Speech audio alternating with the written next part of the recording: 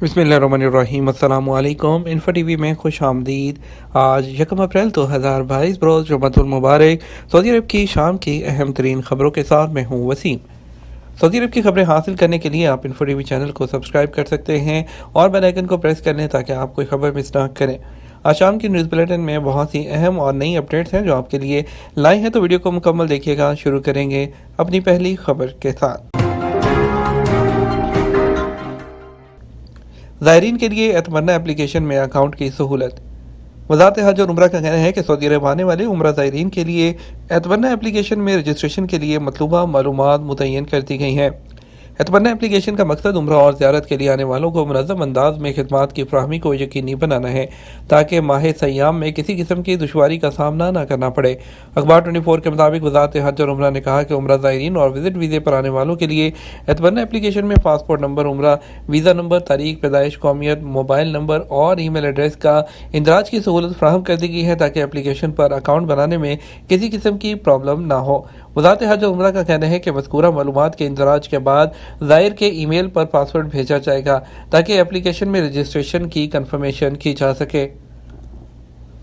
Jeddah کی سبزی منڈی میں رمضان کے دوران قلت کا خدشہ نہیں۔ وزارت پانی، زراعت اور ماحولیات کے ریجنل ڈائریکٹر انجینئر سعید بن جاراللہ الغامدی نے کہا کہ جدہ کی مرکزی سبزی منڈی میں سبزیاں اور پھل وافر مقدار میں موجود ہیں، کسی قسم کی قلت کا کوئی خدشہ نہیں۔ سبق نیوز کے مطابق ماہ رمضان المبارک کی آمد کے حوالے سے وزارت زراعت و پانی کے ریجنل ڈائریکٹر کا کہنا تھا کہ جدہ کی مرکزی سبزی اور پھل منڈی میں تازہ سبزیاں اور پھلوں کی قلت کا کوئی امکان نہیں۔ روزانہ کی بنیاد پر سبزیاں اور پھل منڈی میں پہنچ رہے ہیں۔ ریجنل ڈائریکٹر کا مزید کہنا تھا کہ اندرون مملکت سے بھی پھل اور سبزیوں کی منڈی میں روزانہ کی بنیاد پر آمد کا سلسلہ جاری ہے، جبکہ بیرون مملکت سے سبزیاں اور پھل درآمد کرنے والے تاجروں نے بھی رمضان المبارک کے حوالے سے درآمدی کوٹے میں اضافہ کیا ہے، جس سے اس بات کا قطعی امکان نہیں کہ سبزیاں یا پھل رمضان المبارک میں کم ہو سکتے ہیں۔ اور ان کا مزید کہنا تھا کہ منڈی میں پہنچنے والی اضافی سبزیوں اور پھلوں کی کثرت کی وجہ سے تاجروں میں مقابلے کا رجحان ہوگا، جس سے قیمتوں میں بھی اضافے کا امکان نہیں بلکہ سامان کی کثرت کے باعث ریٹ کم ہونے کی توقع ہے۔ یمن میں امن کی بحالی، ریاض مذاکرات کا دوسرا سیشن۔ یمن میں امن کی بحالی کے لیے خلیجی تعاون کونسل کے تعاون سے ہونے والے مذاکرات کا دوسرا سیشن منعقد ہوا ریاض میں، جس میں انسانی بنیادوں پر امداد، طبی سہولیات، زخمیوں کے لیے بہتر علاج اور جنگ زدہ ملک میں سڑکیں کھولنے کے حوالے سے مشاورت ہوئی ہے۔ مذاکرات کی بدولت سینکڑوں یمنی سیاستدان، قبائلی رہنماؤں، موجودہ اور فوجی حکام اور سماجی اداروں کے اہلکاروں اور اسلامی علماء کو ایک دوسرے کے قریب آنے کا موقع ملا ہے۔ ریاض میں 4W کی تقریب میں سعودی آرٹسٹ کے فن کی رونمائی۔ سعودی عرب کے شہر ریاض میں شروع ہونے والے ایک نئے پروگرام کے ذریعے نوجوانوں کو اپنا ہنر اور تخلیقی صلاحیتیں دکھانے کا موقع مل رہا ہے۔ عرب نیوز کے مطابق سعودی عرب میں امریکی چیمبر برائے کامرس نے پہلے 4W پروگرام کی میزبانی کی، جس میں سعودی نوجوانوں کی فنکارانہ صلاحیتوں کو اجاگر کیا گیا۔ تفریحی مراکز میں سعودیزیشن کا فیصلہ 23 ستمبر سے عمل درآمد ہوگا۔ سعودی وزارت افرادی قوت اور سماجی بہبود کی جانب سے سعودی عرب میں مستقل اور عارضی تفریحی مراکز میں سعودیزیشن کا اعلان کر دیا گیا۔ سعودی خبرسہ ایجنسی SPA کے مطابق وزیر افرادی قوت اور سماجی بہبود انجینئر احمد الراجحی نے مستقل اور عارضی بنیادوں پر قائم تفریحی مراکز کے ملازمین کی 70% سعودیزیشن کے فیصلے کا اعلان کیا ہے، جس پر عمل درآمد 23 ستمبر 2022 سے کیا جائے گا۔ وزیر افرادی قوت انجینئر احمد الراجحی نے اس حوالے سے مزید کہا کہ تجارتی مراکز میں واقع انٹرٹینمنٹ جو مراکز ہیں اس میں ملازمین کی 100% سعودیزیشن کی جائے گی۔ واضح رہے کہ سعودیزیشن کے مذکورہ فیصلے کے تحت مبینہ شعبوں میں وہ برانچ مینیجر، سیکشن انچارج، معاون branch manager, incharge accountant, care centre sales experts اور مارکیٹنگ ایکسپرٹس سعودی ہوں گے۔ وزیر افرادی قوت و سماجی بہبود نے ان شعبوں میں وہ پیشوں کو کچھ کو وہ سعودیزیشن سے استثنا دیا ہے، جس میں صفائی کارکن، سامان لادنے اور اتارنے والے کارکن اور اس کے علاوہ اسپیشل گیمز چلانے والے اسپیشل ڈگری ہولڈرز اس میں مستثنا ہوں گے۔ وزارت افرادی قوت اور سماجی بہبود نے ان شعبوں میں سعودیزیشن کے فیصلے کی پابندی نہ کرنے کے لیے سزائیں بھی مقرر کر دی ہیں۔ اس کی تفصیلات پر مشتمل گائیڈ بک جاری کر دی گئی ہے۔ کورونا کے 96 نئے کیسز، ایک ہلاکت کی تصدیق۔ सऊदी वज़ारत सेहत का कहना है कि सऊदी अरब के मुख्तलिफ रीजन्स में गुज़श्ता 24 घंटे के दौरान कोरोना के 96 नए केसेज की तस्दीक हुई है। सबक न्यूज़ ने जुमा के दिन वज़ारत सेहत की जानिब से जारी अदाद-ओ-शुमार के हवाले से मज़ीद कहा कि सऊदी अरब में अब तक कोरोना के मुसद्दक़ा केसेज की तादाद 7,50,910 तक पहुँच गई है। गुज़श्ता एक दिन के अंदर कोरोना से 264 अफराद सेहतयाब होने के बाद अब तक इस वायरस से 7,34,547 अफराद शफायाब हो चुके हैं। वज़ारत सेहत का मज़ीद कहना है कि गुज़श्ता 24 घंटे के दौरान कोरोना से एक हलाकत की तस्दीक हुई है, जिसके साथ ही इस मोहलक वायरस से अब तक 9,046 अफराद जान की बाजी हार चुके हैं।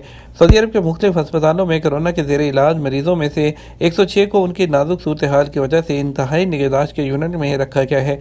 कोरोना से बचाव के लिए वज़ारत सेहत की जानब से सऊदी शहरियों और मुकीमीन को वैक्सीन लगाने का अमल जारी है। वज़ारत सेहत का कहना है कि अब तक सऊदी अरब के मुख्तलिफ रीजन्स में कोरोना वैक्सीन की 6,30,98,034 खुराकें दी जा चुकी हैं, जिसमें बूस्टर डोज भी शामिल है। एजेंट ने तरहील से यानी कि जेल से खरूज लगवा दिया, अब नया वीज़ा नहीं लग रहा। सऊदी अरब में कोरोना वायरस के फैलाव को रोकने के लिए लगाई गई पाबंदियों के बाद हालात मामूल पर आ रहे हैं। मौजूदा सूरत हाल के हवाले से आपके सवालात मौसूल हुए हैं। शेख यासिर का सवाल है, मेरा इकामा 5 साल से ख़त्म था, सिस्टम में कफ़ील रेड कैटेगरी में था, जिसकी वजह से तमाम मामलात ब्लॉक थे। कफ़ील ने कफ़ालत तब्दील कराने का कहा, मगर मैंने एजेंट के ज़रिए खरूज लगा लिया। मालूम नहीं एजेंट ने तरहील के ज़रिए खरूज लगा दिया था और मैं पाकिस्तान आ गया। और 1 साल पहले मैंने वीज़ा लगवाने के लिए पासपोर्ट जमा किया तो वीज़ा नहीं लगा। क्या अब मैं दोबारा वीज़ा लगवा सकता हूँ? सऊदी अरब में गैर मुल्कियों के लिए वीज़ों के हवाले से कवानीन तेज़ी से तब्दील हुए हैं। नए कवानीन का नफाज पिछले साल हो चुका है। नए कवानीन में काफ़ी तब्दीलियाँ की गई हैं, जिसमें कफ़ालत का निज़ाम भी शामिल है। गैर मुल्की कारकुनों के लिए अहम तरीन चीज़ वर्क एग्रीमेंट है, जिससे आपको काफ़ी फ़ायदा हो रहा है। आपने बुनियादी गलती यही की थी कि जब कफ़ील का इदारा रेड में था तो उसने कफ़ालत तब्दील कराने का कहा, तो आपको चाहिए था फौरी तौर पर किसी दूसरी जगह जो है वो ट्रांसफ़र करा लेते, क्योंकि कानून के मुताबिक जो इदारे रेड कैटेगरी में होते हैं उनको, जो कारकुन हैं, उनको कफ़ालत की तब्दीली का राइट होता है। आपने एजेंट के जरिए खरूज नहीं लगवाया, जिस पर उसने तरहील से खरूज लगाया क्योंकि कफ़ील का सिस्टम ब्लॉक था। अब ये मालूम नहीं कि उसने किस इल्ज़ाम या कानूनी खिलाफ वर्जी जो है वो तरहील के सिस्टम में दर्ज कराई होगी। याद रखें कि जो तरहील है यानी डिपोटेशन सेंटर से सऊदी अरब से जाने वाले लोगों के लिए पाबंदी का दौरानिया पहले मुख्तलिफ होता था। नए कानून पर आने के बाद अब जितने भी लोग डिपोर्ट हुए हैं वो हमेशा के लिए सऊदी अरब के लिए ब्लैक लिस्ट हैं। वो दोबारा वर्क वीज़ा पर सऊदी अरब नहीं आ सकते हैं। वो हज और वीज़ा जो है उस पर उम्रा करने आ सकते हैं, लेकिन काम के सिलसिले में दोबारा सऊदी अरब नहीं आ सकते हैं। नईम खान ने सवाल किया है कि मेरा कफ़ील ने हरूब लगा दिया, मुझे क्या करना चाहिए? मुझसे पैसे भी ले लिए और पासपोर्ट भी।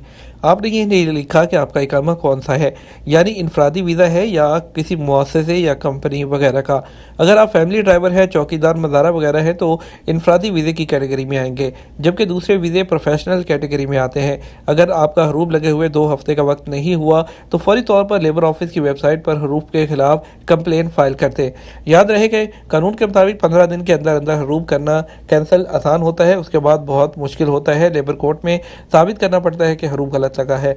आप सफारत खाने या कौंसलेट के जरिए लेबर ऑफिस में भी कंप्लेन कर सकते हैं। कफील से राब्ते का भी सबूत मुहैया करें ताकि हरूब को चैलेंज करने में आसानी हो।